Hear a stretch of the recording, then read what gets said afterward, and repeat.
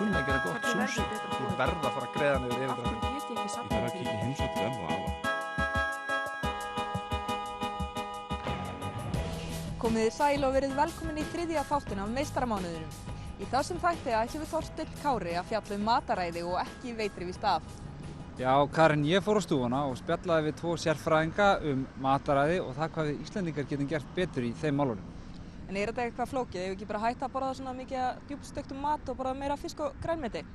Jú, vissulega er það rétt hjá þér, en það er miklu fleira sem við þurfum líka að huga að. Lítum á það.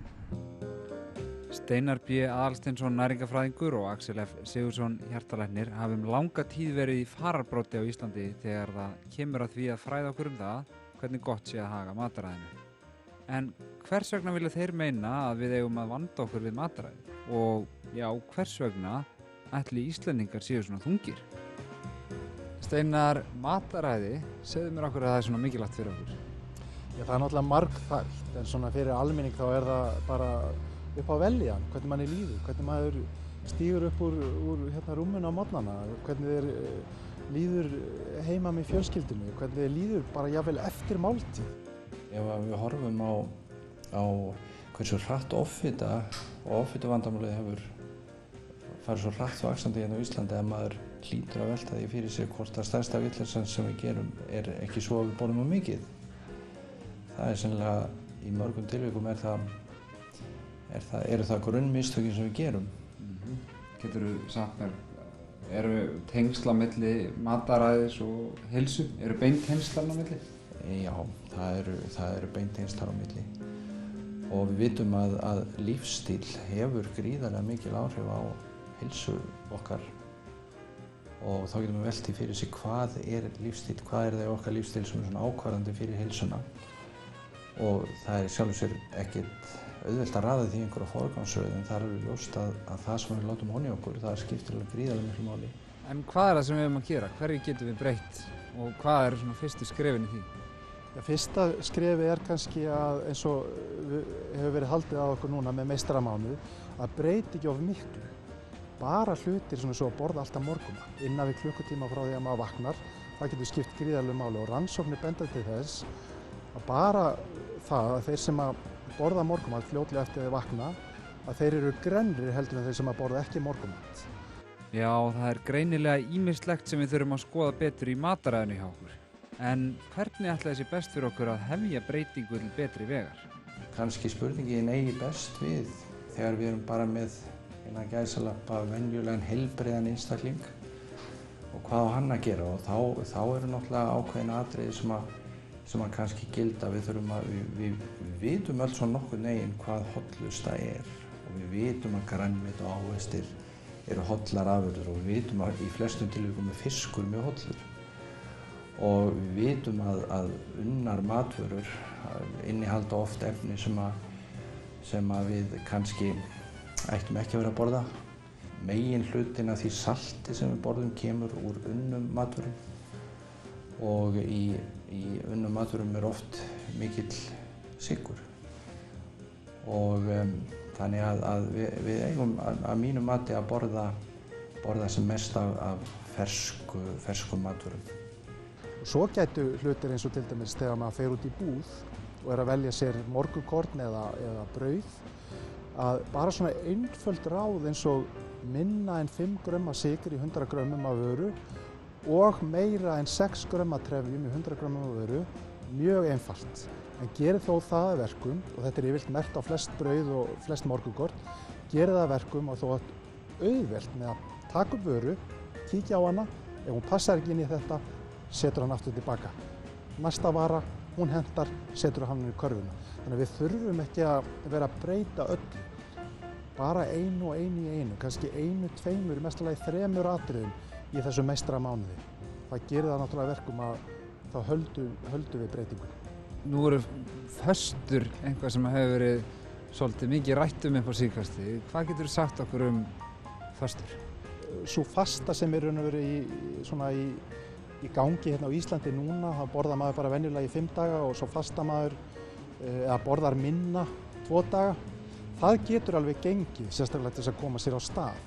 En allt snýst þetta, hvort sem það sé fasta eða lágkolefna mataræði eða það að grenna sig með öðrum hætti.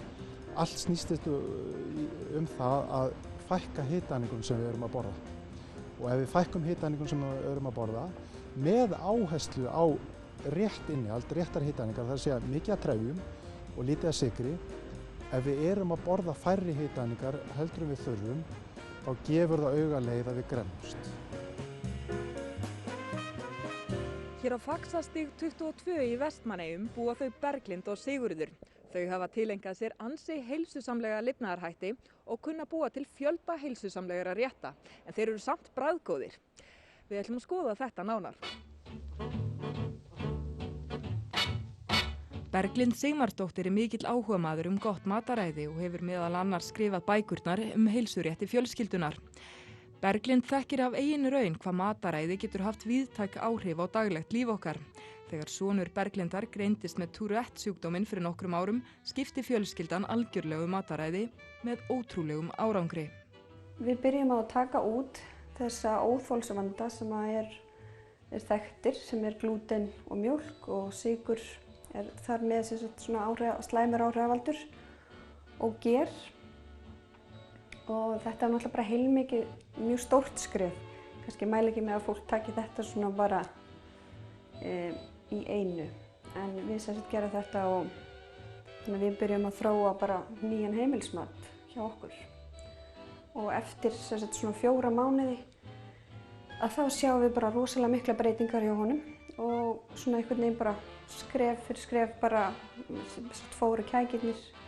Og hann komst á miklu betra jafnvægi, hann hafði verið líka með töluverðan kvíða og það hvarf allt bara og hann bara leið mikið betur og okkur náttúrulega öllum bara. Og Berglind er ekki neinum vafa að mikið af þeim kvillum sem hrjá okkur í samtímanum megi rekja til lélegs mataræðis. Í þessu hraða þjóðfélagi sem við erum í dag, þá erum við oft ekki í neinu sambandi við líkamann. Við hunsum mjög oft þær vísbendingar sem hann er að gefa.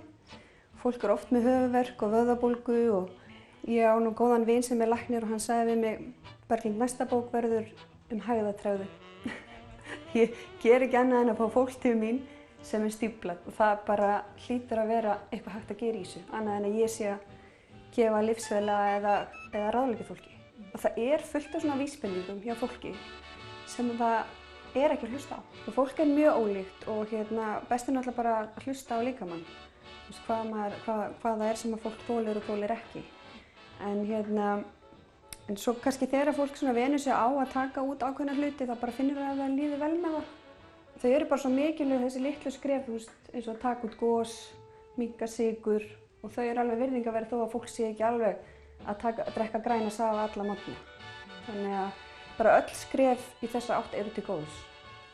Og Berglind er hörð á því að hollur matur þurfi ekki endilega að vera bragðvondur en sjálf gerir hún mikla kröfu að matur bragðist sem allra best.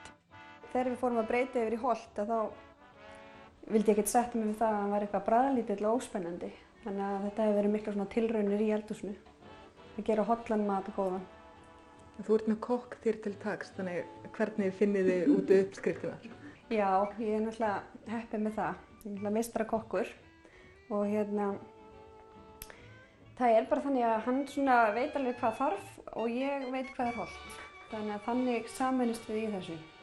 Ég segi hann, hvernig getum við gert það rasp á þess að nota hveiti og þá byrjum við bara að prófa okkur áfram.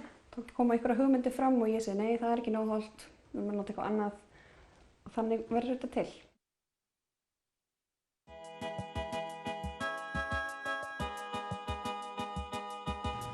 Lykilmarkmiðið mitt í ár er að koma upp heimasíðu, portfóliósíðu hjá mér sem ég er búinn að vera í vinnslu lengi og er eiginlega tilbúin en ég er alltaf svona einhvern veginn að vill betur bæta og búinn að hugsa þetta mikið. Ég er búinn að fara svo margar hringi, þannig nú þarf ég bara að kýla á þetta. Þannig að hún opnar í október, baldurkristjáns.is. Baldur Kristjánsson ljósmyndari tók fyrst þátt í meistaramánuðinum fyrir 2 árum síðan. Baldur segist að hafa lært ýmislegt að þeirri reynslu en hann brenndi sig á því að setja sér fullmörg markmið. Ég held ég hafi náð flestu en ekki alveg öllu en þetta tók líka vel á En ég fann rosa mun, ég var að synti 3 í viku og borðaði hafragraut alltaf á morgnana og fann alveg rosalega mun. Og það var kannski aðalega svona í kjölfari af mánuðinum, eftir október, þá fór maður svona, var ekki alveg búinn að gera nógu gott hernaðarplana hvernig maður ætti að bregðast við þessum sveiflum. Steindór Grétar Jónsson rekur skemmtistaðinn Harlem helgar en virkudögunum ver hann í fjármálaráðuneytinu þar sem hann starfar sem sérfræðingur. Steindór tekur mataræðið föstum tökum í meistaramánuðinum. Ég setti mér bara svipuð markmið á undanfarin ár sem að borða hollt og hreyfa mig reglulega og svo svona einhverju auka markmið þarna inni. Svo núna ég að reyna að hætta að laga neglunar. Það hefur eiginlega gengið verr en að hreyfa mig og borða rétt, sko. Það einhvern veginn fer alltaf að fikta í neglunum. Segðu mér aðeins frá mataræðinu sem að þú hefur tamið þér í gegnum meistaramánuðinn. Þetta hefur svona þróast frá því ég byrjaði fyrir 4 árum fyrir 3 árum þegar þetta byrjaði.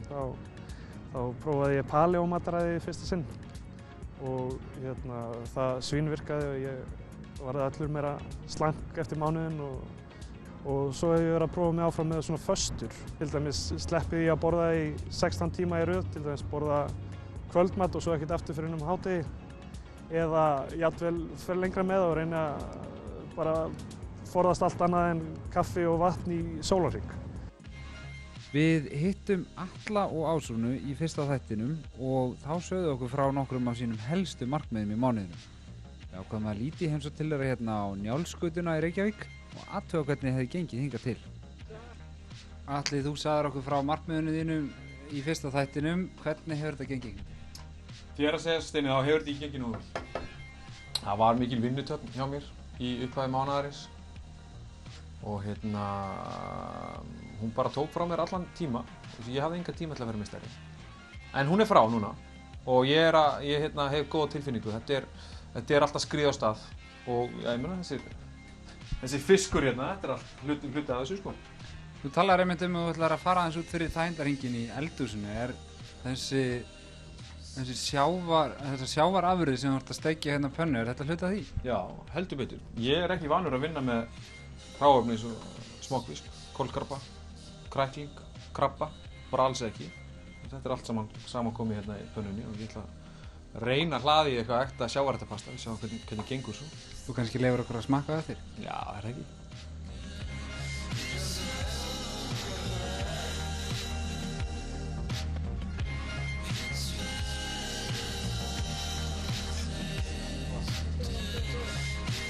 Eitt af markmiðum Ásrúnar í mánuðinum var að semja dansverk sem að almenningur geti dansað heima hjá sér.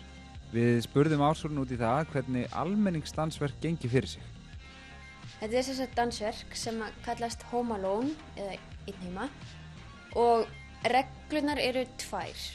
Að þú skalt vera einn heima þegar þú dansar verkið. Ég reyndar að brjóta þá reglu núna strax en það er bara aukaatriði. Og regla nr. 2 er að þú skalt dansa verkið Home Alone við einhverju tónlist sem þér finnst vera töff. Ekkert endilega tónlist sem þú hlustar á en eitthvað sem þér finnst vera flott, svona smart.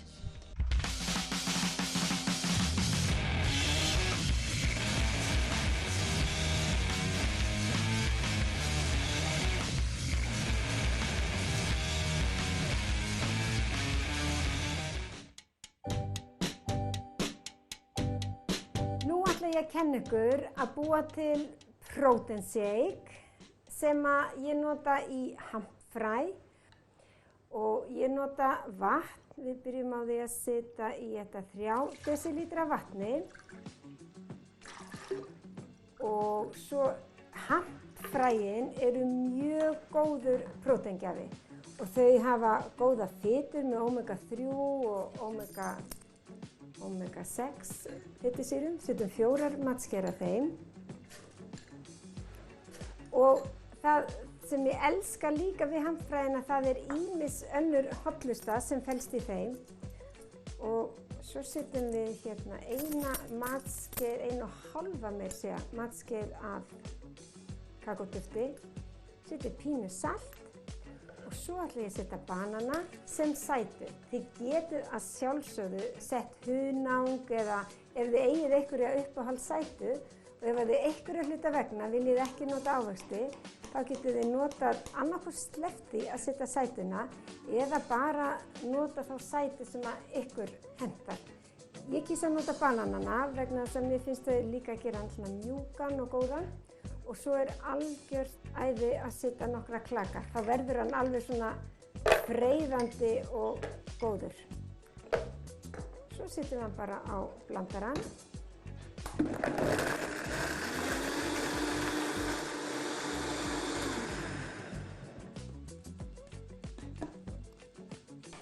Þessi mjög einfaldur og fljótlegur og þið getið alveg gert fyrir daginn. Og á kvöldi þá getur þið gert fyrir daginn eftir líka. Því hann dugar í sirka sólarhring í ísskáp.